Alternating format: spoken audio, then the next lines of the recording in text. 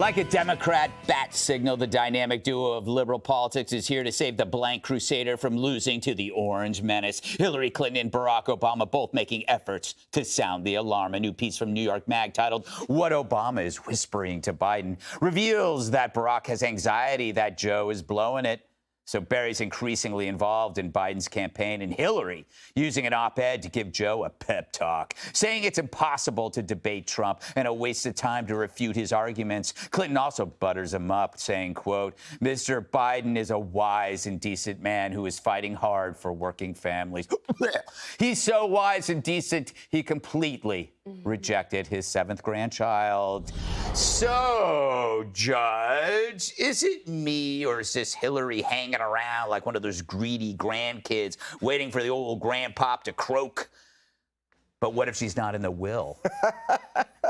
It's Hillary trying to be relevant yet again. Yeah, she can't leave the spotlight. She cannot, and she's hoping against hope that maybe America will need her. And, you know, I don't know that she has so many pearls to offer, but the truth is that this Obama-Biden relationship fascinates me because if you'll recall, when Obama had his birthday party, Biden wasn't invited.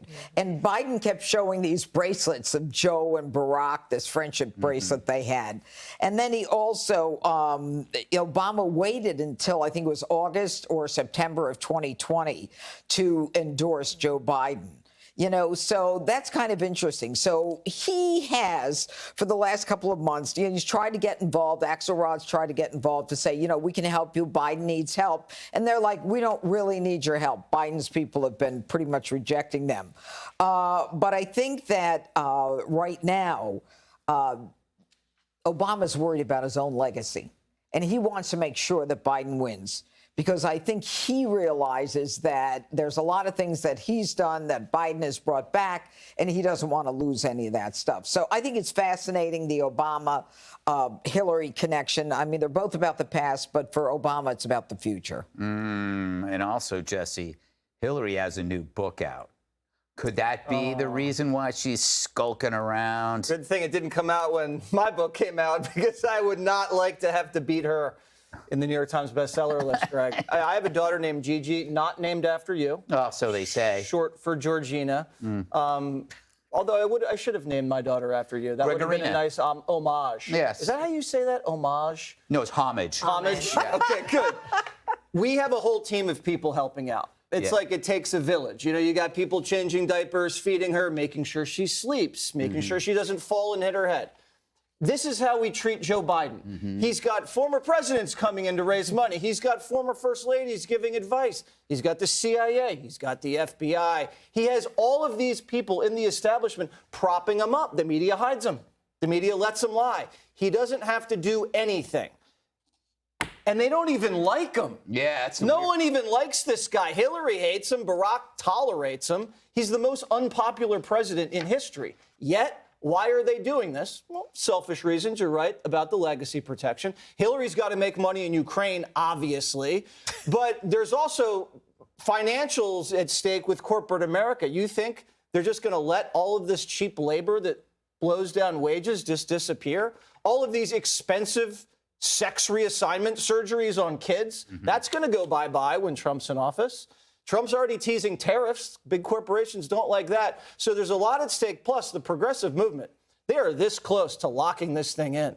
They have opened the borders. They've changed the entire culture of this country. If you look at the cities, it's almost over. If they can drag him across the finish line and install Kamala, we have a DEI presidency that they can celebrate for the rest of the administration. That's all they need to get to. It's just 90 minutes. That's all it takes. You know, Dana, might I posit a theory? Oh, posit. That's a big word for It me. is. It's a lovely word. It means put forth. Okay, thank you. You know, what if the reason why they're all there is not to prepare him, but to talk him out of it? That maybe this is all like they're bringing people by going, you know, Joe, you had a good run, 50 years on the government dime. You know, maybe you should go smell the 16-year-old's hair. I think the ship has sailed on that. And there is hope amongst some people that Michelle Obama is going to come in and still save the Democrats. And I don't see it happening. He is the president of the United Cindy States. Adams column in the New York Post. and it's persistent. It has.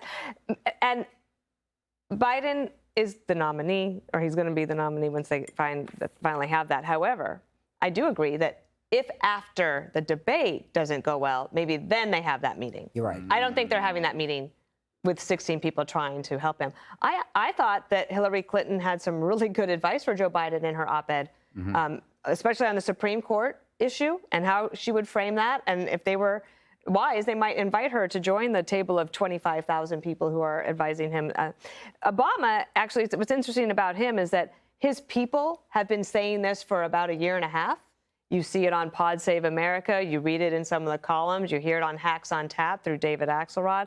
These are things that Barack Obama has been thinking and getting out through other people. Now he's just saying it more openly. What say you, Richard? Last word. Well, a couple of things. One, I think the histrionics of Hillary Clinton is actually interesting in this moment. Hillary Clinton, whether you love her or you hate her, she is the only person in America that's actually debated both Donald Trump and Joe Biden. And she also has a litany of experience that speaks to many of the issues that will come up in this debate. So I think the idea that she wrote an op-ed makes sense. I mean, I think she has a book coming out, so it makes sense she wrote an op-ed where you're the most relevant in this moment. And I also think it's worth pointing out when you talk about the 16 folks that are helping the Biden prepare, a lot of those folks are folks from the former Obama White House. Anita Dunn served, she actually played, talking about last segment, she played Candy Crowley in his debate prep in 2012. So the idea that these staffers have continued to stay, because I think it's more than just Barack Obama versus Hillary Clinton. I think there's this idea that, look, this is about making sure that this candidate makes it over the edge. It's also making sure that we pass policies that work for the American people in their eyes. And so I think it's going to be very interesting to see how this all plays out, especially given the fact that they're going to have to do this debate, and this 90 minutes is not going to be about talking to Democrats or progressives, or in the case of Trump, talking to folks who are MAGA supporters. It's going to be talking about the folks in the middle who are trying to figure out how they're going to make their choice in this election. And there's quite a bit of them. A recent poll showed that both for voters under 30, half of them feel that both Donald Trump and Joe Biden are out of touch. So they have to go to these voters and have a real conversation with them about what they're going to do to be in touch. All right. Click here to subscribe to the Fox News YouTube page to catch our hottest interviews and most compelling analysis. You won't get it anywhere else.